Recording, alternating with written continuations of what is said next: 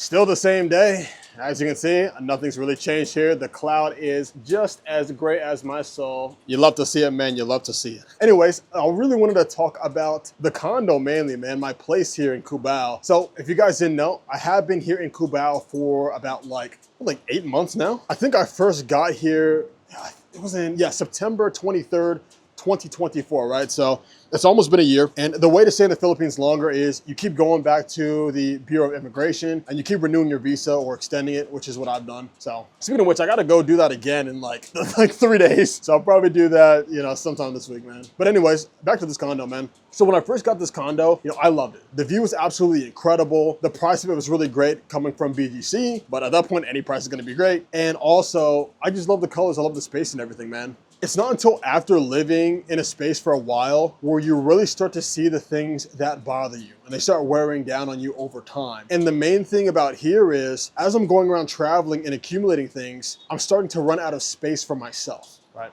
And if you guys don't know at this point, I'm not the only person who does live here. So with my space in itself, like it just takes up a lot of room and then you have other people's stuffs, it can start feeling a bit claustrophobic. And that does kind of affect my mental when it comes towards, making content or just trying to figure out what to do. Like what are my next steps in life to level up, right? So that's something I really didn't consider. Another thing about my area is the overall sort of like networking, but more so community building here. My condo is not very community friendly, if I keep it real with you guys. In order to get in and out, everybody needs to have an ID. And if somebody doesn't have an ID, then they will not let them into your condo. I've got my ID. Of course, I'm renting here. I'm a tenant here. But every person who I want to bring in, they have to go through the checkups. It can take, if it's fast, and it'll just take like 30 seconds. They write down your name. But sometimes they have to take your ID. They take the photos. They sign you in. And that can take like 5-10 minutes just getting somebody up here, man. My place does have amenities like a pool. It does have a gym. It's got like a little bit of a tennis court playground. I know to use the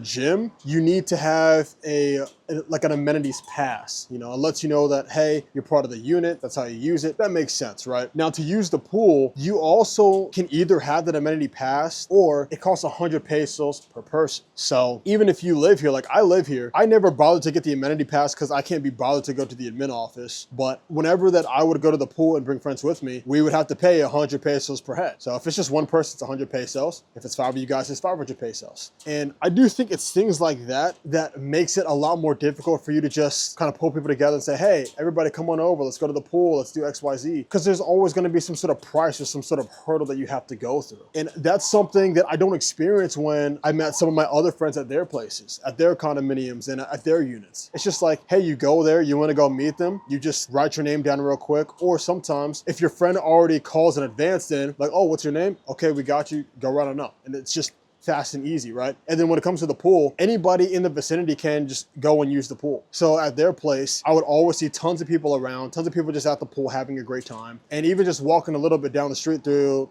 a couple crosswalks, you see just these big old venues with a lot of people, like a lot of merchants selling things, a lot of people just chilling, hanging out. So there's a lot more of that community building. And that's just not something you see here in Cubao. Cubao is very much a commuter type of city. It's a very work city. People are going back and forth to work. People are always in a rush. And they do have like a little bit of a place called Cubao Expo. That's a place where people do go to chill out. But what I've noticed is after a certain time, you more so see the goth crowd kind of go out there. People all black, tattoos, the piercings, and that's not really my crowd, per se, right? And then also, there's not many places to just sit down there and chat. There's just places at the food establishments, but that's usually packed and booked up. So I don't really see it as, too crazy. I think I didn't make a vlog about it, or I may not have posted that one because I was going through some relationship dramas and part of it was captured on cam. So I think I scrapped the whole thing out of spite. But needless to say, when I first chose Cubao, I was really not looking towards these things. Like these things didn't cross my mind because I was coming from BGC. And also I was only in the Philippines for like a month or two. So I didn't fully know what it was that I was looking for. I was just looking for a spot